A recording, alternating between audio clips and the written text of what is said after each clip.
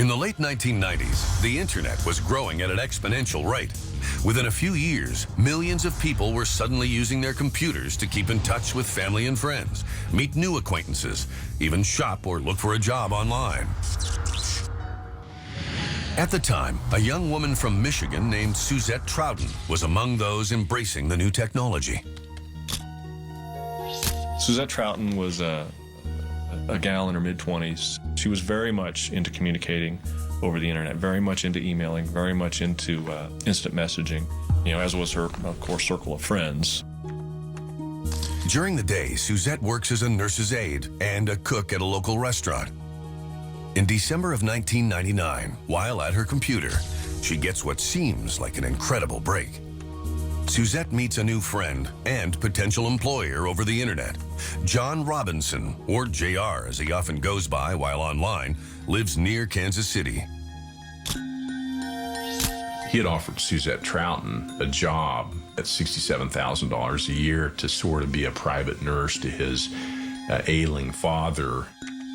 For somebody like Suzette Troughton, who'd been working as an aide in nursing homes in Michigan, where she was from, $67,000 a year was a fantastic sum of money. That was more than she'd probably ever be able to make up there. Although some family members feel the job offer is too good to be true, Suzette feels inclined to accept it.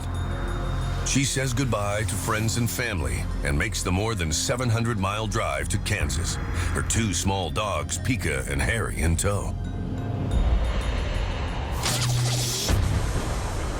John Robinson greets her and sets her up in Lenexa, not far from Kansas City.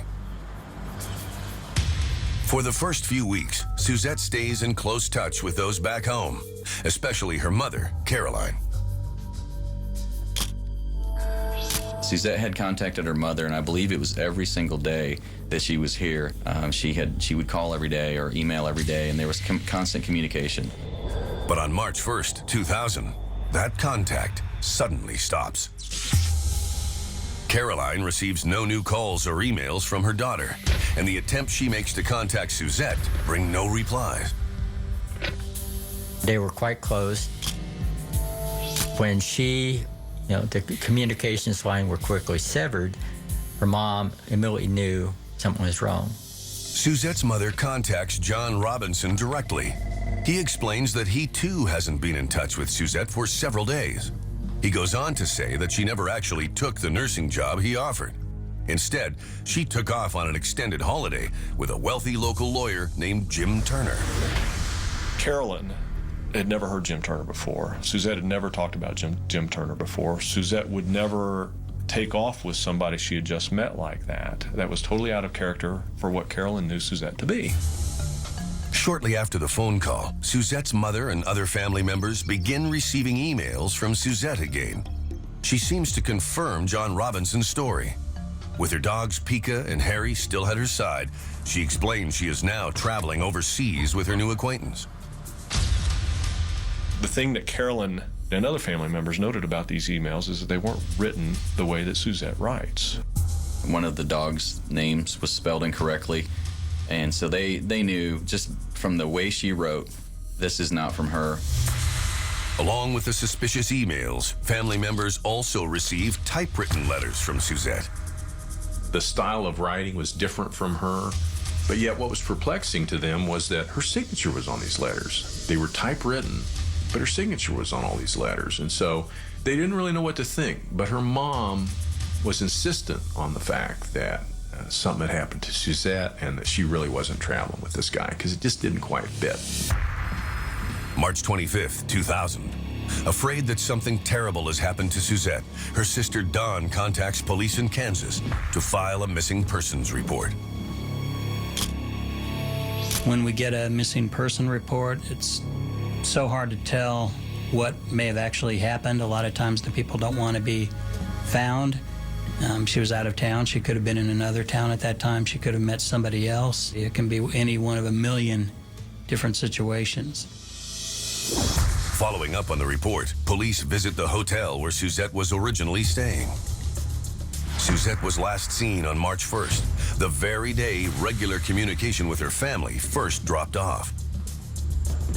The staff at the hotel said John Robinson checked Suzette out, and John Robinson was seen coming back in his truck that afternoon, removing her belongings. They have video surveillance tape running 24/7. The videotape showing John the day he checked Suzette out of the hotel.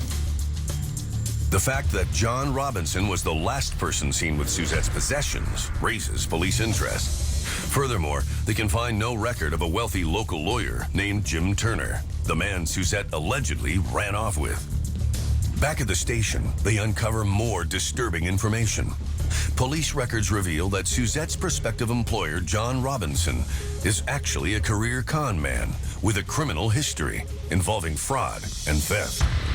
When we looked at his life, he had been scamming people since he was a kid. He was very good at it. He was able to talk people into giving him large quantities of money. Of course, they'd never see it again. Most ominous, however, is the fact that John Robinson's name is also flagged in connection with 3 other missing persons cases dating back to the 1980s. We had all these women that spanned back almost 20 years. And the one thing they had in common is they had all had an association with John Robinson. And during that association with John Robinson, they'd all disappeared. The minute that they saw that, they just, had a bad feeling about it, that this isn't looking good. The pattern is continuing. Literally within 24 hours, we had put together a task force that worked out of the Lenexa Police Department that involved several different agencies. And within 24 hours, we were meeting and coming up with a game plan on what we were going to do to investigate this guy and find out what the truth was. We started talking, and since we're looking for Suzette, and we know that Suzette is associated with John Robinson, we say, okay, maybe the best way to find Suzette if she's alive is to start surveilling John Robinson.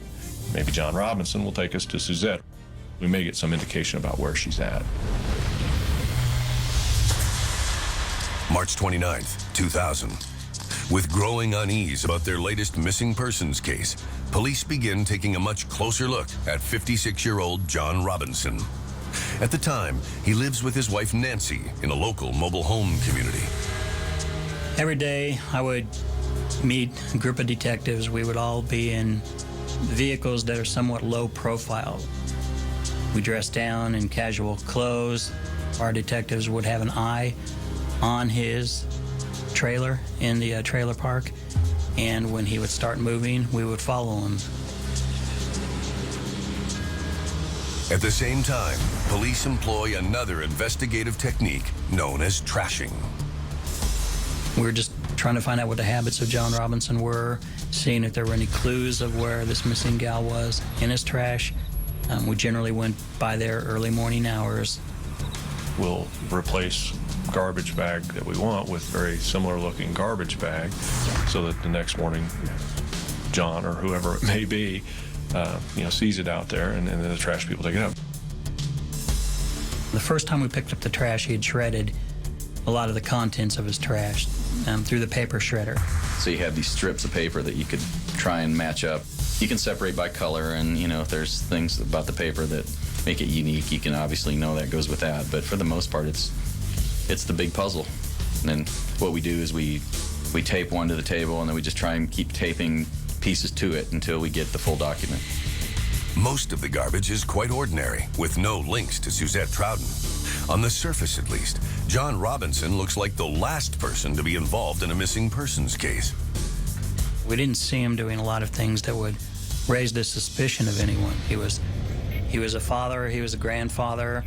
We saw him one time pick up his child at a daycare center. We saw him make trips to hardware stores, make trips to restaurants with his wife. A lot of the things he did were just ordinary things that ordinary people do every day. But in the days ahead, links to a world of sex and bondage and a mysterious storage locker may lead detectives to 28-year-old Suzette Trouten.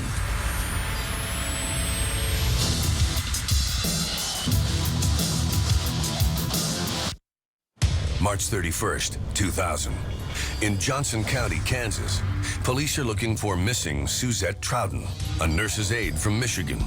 Although there's no evidence of foul play, the last person known to have seen her is a 56-year-old local resident named John Robinson.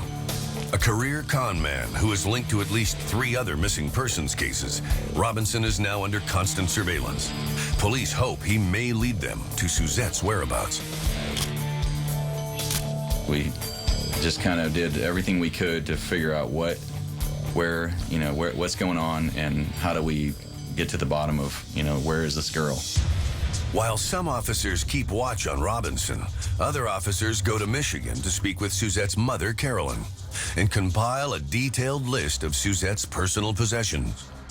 We just decided that if a person who moved here and then subsequently was missing, if she was gone missing and her property was gone, someone would have to put this property somewhere. That the only way that you could get rid of that, or you need to put it in a storage facility. So literally, we just decided that's a lead we need to look into. So we opened a phone book and just went right down through the phone book, calling any storage facility that we could find. Police don't find any storage lockers under Suzette Trouten's name, but they do find one belonging to John Robinson in the nearby city of Olathe, Kansas. Curiously, it appears Robinson visited the site on March 1st, the same day Suzette was last seen at her hotel. A similar lead materializes in Robinson's shredded trash. Officers reassemble a bill for another storage locker in Raymore, Missouri. This one held in John's wife's name. Paying a visit, police learn that John also has his own storage locker there. Although police feel the storage lockers may hold clues about Suzette's whereabouts, they are unable to look inside without solid evidence and a search warrant.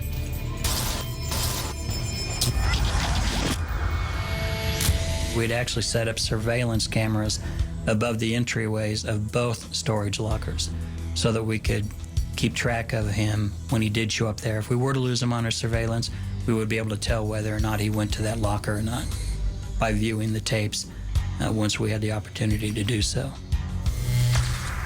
At the same time, hoping to find links, police take a closer look at the other missing persons cases that Robinson has been connected to in the past.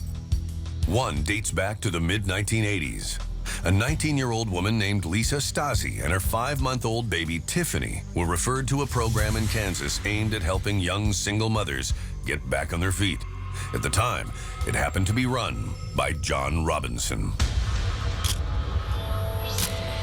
He had an apartment that he was using for this program that he was allegedly running for young girls.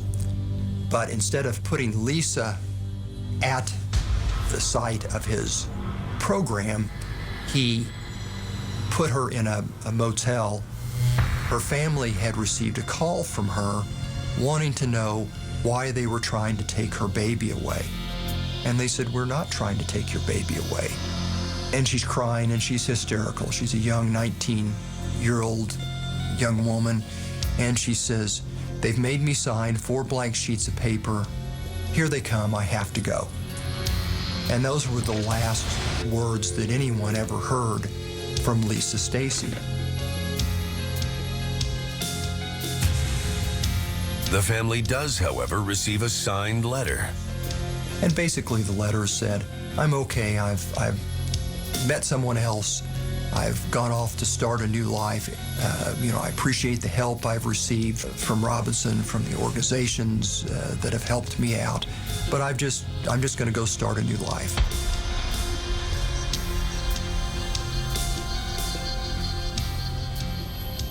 In the 1980s, probation officer Stephen Hames met with Robinson to discuss his program for single mothers. He had a long criminal history already by that time. He had embezzled from employers. He had stolen from several employers. John just proclaimed his innocence or involvement in any way with Lisa other than helping her out. She's gone off with a boyfriend. He doesn't know why he's being hassled and bothered by people questioning him when all he tried to do was something good. Compounding suspicions, Haynes learns that only 6 months prior to Lisa Stasi's disappearance, an employee of Robinson's named Paula Godfrey also went missing. Her family had received similar signed letters. It was, to me, more than a strange coincidence that you have 2 missing persons and similar circumstance, that all of a sudden letters start appearing signed by her saying that I'm okay, I'm fine, I've just decided to go off and start a new life. You know, that was more coincidence than I was willing to accept. At the time, Haynes speculated that John Robinson might be involved in a baby smuggling or prostitution ring.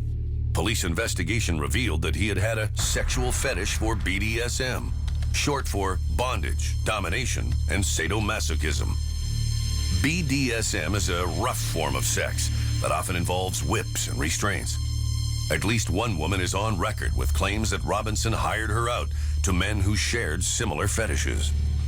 She also tells us a story that Robinson is involved in a group that provides girls for sadomasochistic sexual relationships, and that he paid her a large sum of money, and that he gave her some drugs, blindfolded her, put her in a car, and drove her to a house in a very affluent part of town,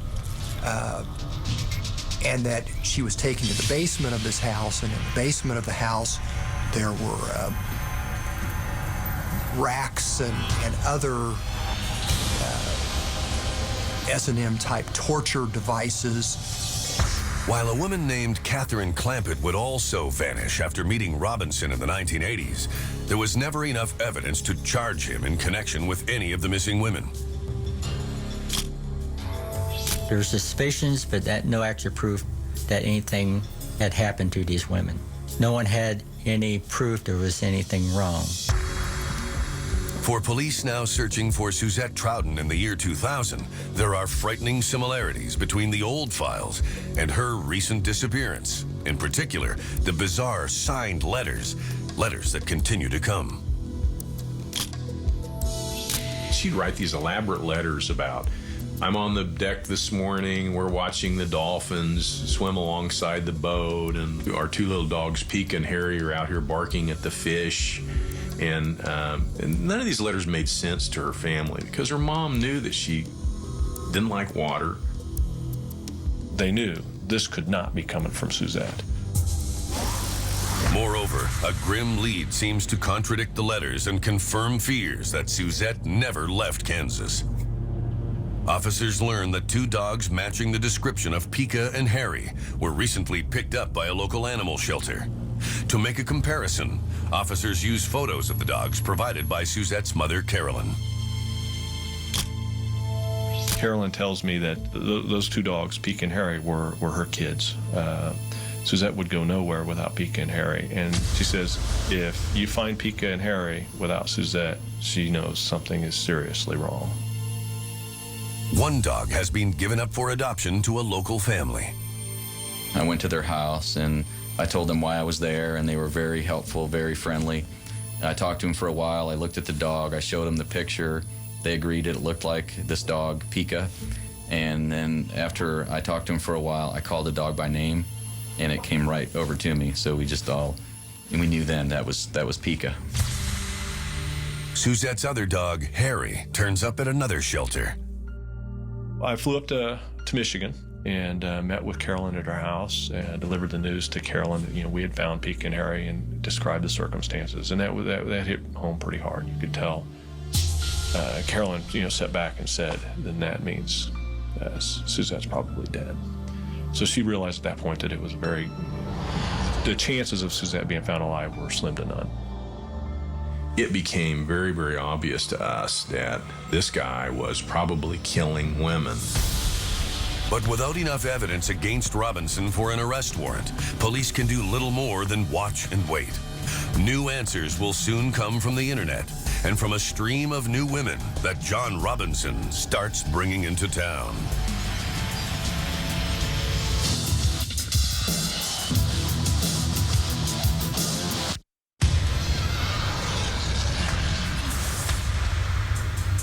April 2000, police in Kansas are keeping a constant watch on 56-year-old John Robinson. Although they have no evidence against him, he is the prime suspect in the disappearance of at least 4 young women. Most recently, a 28-year-old nurse's aide named Suzette Troughton. We never really had solid information that any other thing other than the facts that she's missing. We don't know where she is. We knew she was with this guy, and we don't know what he may have done with her. She might be alive, she might be dead. Police tailing Robinson learned that along with keeping storage lockers in the area, he also has a hideout far from the mobile home community he lives in with his wife. On one occasion, Mr. Robinson was followed, and he'd been going for quite a ways down south, and he eventually ended up in Lacine, Kansas, and it was quite a ways to travel. And they saw him drive onto a property. It was just a property that had a small pond on it, had a trailer on it at the end of the long driveway. We didn't know what was inside of there, but we knew that since he did visit it, we believed that to be a possible location for whatever happened to Suzette Troughton. There was a fairly significant period of time where we had our suspicions and we had real strong beliefs about what was going on. We couldn't prove it. But in the interim, we had to build our case and make sure that he didn't kill anybody while we were watching him. Some feel the strongest leads to date rest in the various letters received by Suzette's family, the ones supposedly written by their missing daughter. To trace mail letter correspondence, you take a look at the postmark, on the envelope.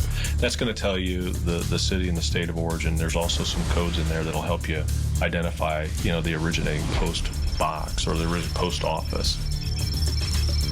Curiously, the postmarks all correspond to the distant location Suzette claims to be in. At the very least, someone is dropping them off at post offices a long way from Johnson County, Kansas. The trick was, figuring out where they were coming from. It isn't long, however, before detectives make a striking breakthrough regarding Suzette's suspicious emails. They piece together bills in the trash that provide details about John Robinson's internet service provider.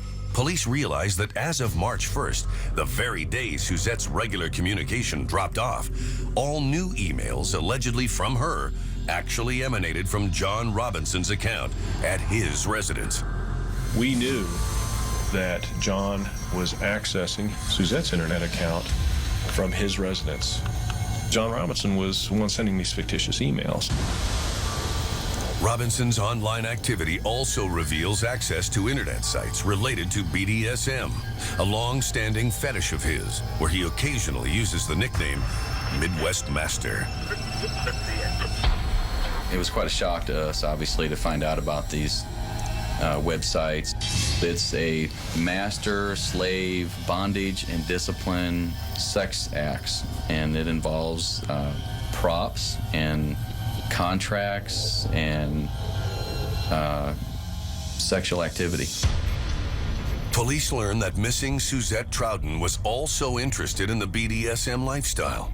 Police wonder if her disappearance may somehow be related to a criminal strain of this online subculture. There were discussions about sex slaves and about people being kidnapped and taken into sex slavery. And in the back of our minds, we're wondering, okay, is that something we're into here? Are we into, a sex slave ring? Could anyone else be involved in, harboring Suzette, in kidnapping, in chasing her away or carrying her away to be a sex slave somewhere? Certainly with the BDSM aspects of it, that was a very real possibility. The fact that Robinson has clearly accessed Suzette Troughton's email account could provide police with a search warrant for his home, but not for his storage lockers or his farm, the most likely places to hide incriminating evidence. When you reach a point to, you still don't know for sure if Suzette's alive. You still don't know for sure who may or may not be involved. You reach a point where To try to identify co-conspirators, you monitor telephone conversations. Within days, there is a sudden new development. Police tracking numbers dialed from Robinson's cell phone realize he is contacting women living in different states and arranging travel plans to Kansas. Through his online persona, it appears John Robinson, aka Midwest Master, is about to bring more women into town. He would contact them, try to see if they were interested in coming down here. He held himself out as some kind of a master, if you will, in bondage and discipline, and would offer to train these women and ask them to be his slave. His online tactics bear a strong similarity to those that brought Suzette Trouten to Kansas a few months earlier. But he would add a flavor to that by telling them that he was a very, very rich, either divorced or widowed businessman.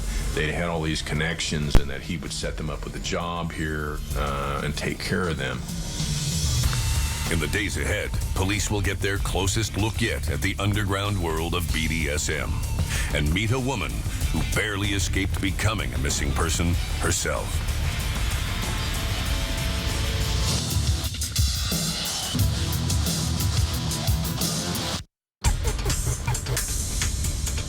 April 2000. In Kansas, police are investigating the case of missing Suzette Trouten, a 25-year-old woman from Michigan. Prime suspect is local resident John Robinson, heavily involved in the bondage and S&M subculture. Police watch as he actively sets up sexually related meetings with new acquaintances from out of town. April 24th. A young woman named Vicky from Texas arrives in Overland Park, Kansas, and checks into a local motel room reserved by Robinson. Vicky was another woman that he had met online. Vicky had come in to be part of the BDSM lifestyle with him. She had what we refer to as her own bag of tricks. BDSM involves different toys, tools, things like that. She had brought some of that along with her. Police watch as John Robinson arrives at the motel and heads up to the room. Soon after, Vicky approaches the front desk clerk and asks if she can have a photocopy made. The clerk, aware of police surveillance, makes an extra copy of the document and hands it over to undercover officers on the premises. It turns out to be a detailed slave-master contract, popular in BDSM circles.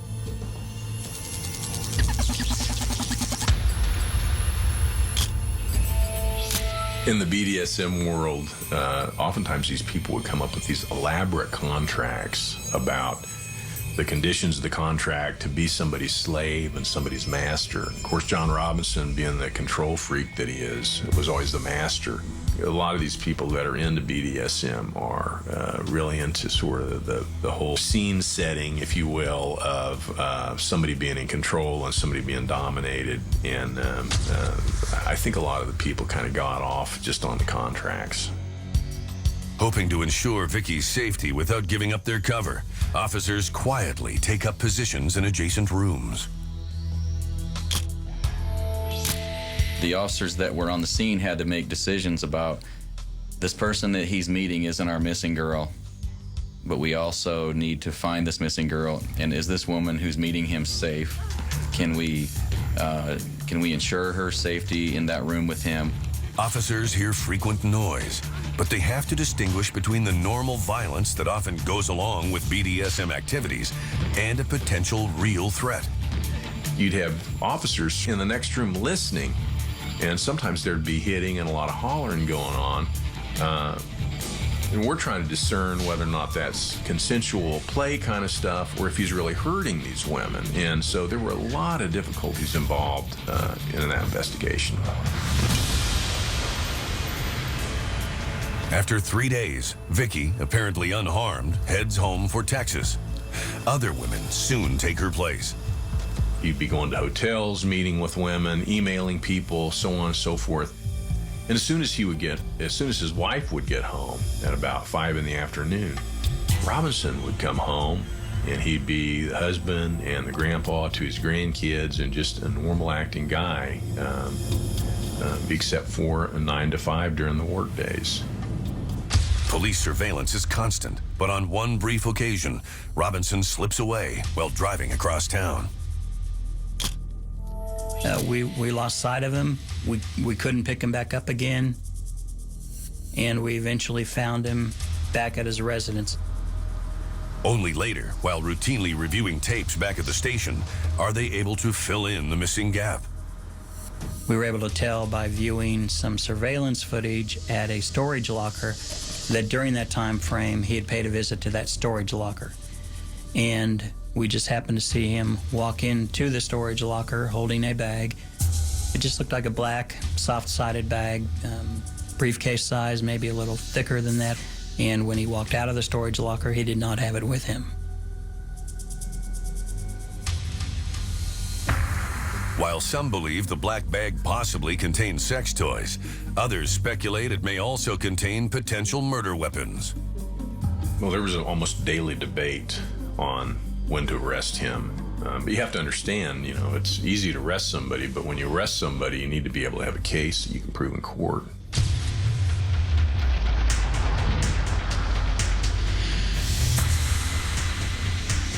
May 19th, 2000. A woman named Gina arrives in town to meet with Robinson. Within hours, there appears to be a falling out. John leaves Jenna, and Jenna begins to become concerned about the circumstances that she's placed herself in.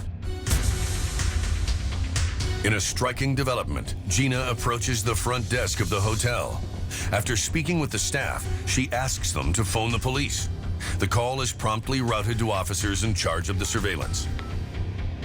Gina tells police she is worried because the man she came to town to meet had sexually assaulted her and used a false name, something she discovered from the hotel staff. The name he originally gave her is Jim Turner, the same name Robinson gave Suzette Troughton's family to identify the mystery man she'd apparently run off with. As police have long suspected, Jim Turner and John Robinson are one and the same person. Not long after police move Gina to a safe location, the woman known as Vicky also contacts them. She reports that John Robinson has stolen her sex toys and refuses to return them. Within a matter of days, two women have provided police with all the probable cause they need to move in and search Robinson's various properties. They went to the police independently of each other and reported him for theft and aggravated sexual battery. So it was a big, big break in the case for us, just at a time when we needed it the most. June 1st, 2000. Police take up positions around John Robinson's mobile home community. Shortly after his wife leaves for the day, they decide to make their move. He was contacted at his mobile home that morning, and two detectives went up and talked to him, and they actually went in the trailer, and they eventually got around to telling him they needed to talk to him about some crimes, and they told him what the crimes were, what he was going to be arrested for. The charges relate to Gina and Vicky and include aggravated sexual battery and theft. Robinson seems embarrassed and plays down the incidents, but the mood in the room changes when the detectives bring up the cases of the four missing women: Lisa Stasi, Paula Godfrey, Catherine Clampett, and Suzette Troughton. When those names were mentioned, you could tell that John Robinson knew exactly what was coming his way. He lost the coloration in his face, he appeared to be speechless, and he had a look of great concern on his face. Robinson is handcuffed and taken to the station. Hoping to get a confession, police place him in an interrogation room filled with photos related to their investigation. Yeah, the room was set up in a manner that everywhere you looked, you saw John Robinson's life right there, as we knew it from our criminal investigation. He would know without any doubt, beyond any doubt at all, that the gig was up, that that there were no secrets. After taking it all in, Robinson asks for a lawyer. Without a confession, police need to turn up concrete evidence on Robinson's properties. The truth, it turns out, is far worse than they ever imagined.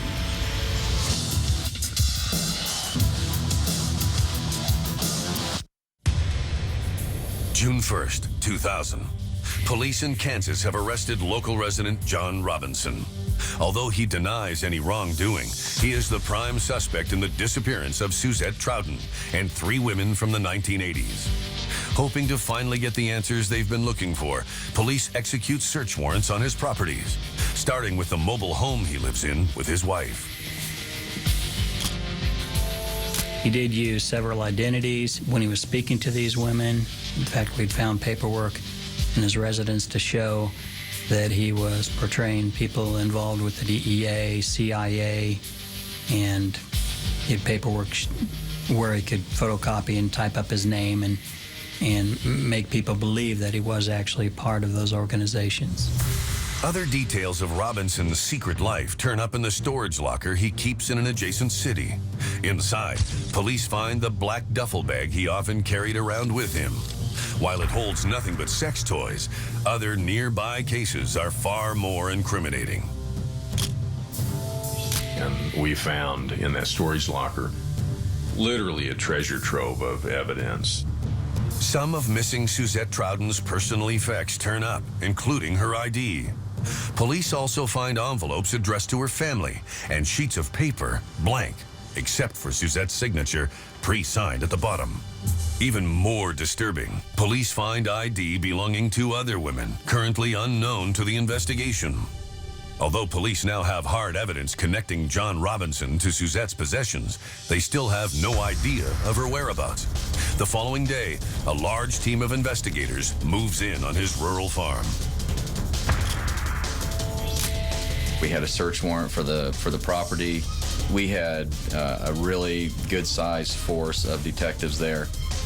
We're making our way across this property using search patterns, looking for bodies. I was in charge of filming the site, videotaping the process. The terrain was kind of hilly, so it took us quite a while. We looked all through this property. We were just combing across the property, and Sergeant Roth had discovered these barrels. Sergeant Roth rolled the first one out, and when we stood it back up, I can remember this day, there was a thin line of red that ran down from the lip. Flies from nowhere just appeared and landed on this red liquid. And, you know, we clearly knew then that we had something very important in that barrel. An officer from the crime lab is called over to remove the lid. Inside, police find decomposing human remains. You know, we all kind of stood there for a minute. You know, it was kind of a shock. We think that's her, but it's someone. It's a dead body. We know that. Whether it's Suzette or not, we didn't. But we clearly knew then, this is it. Moments later, police find another body inside a second barrel.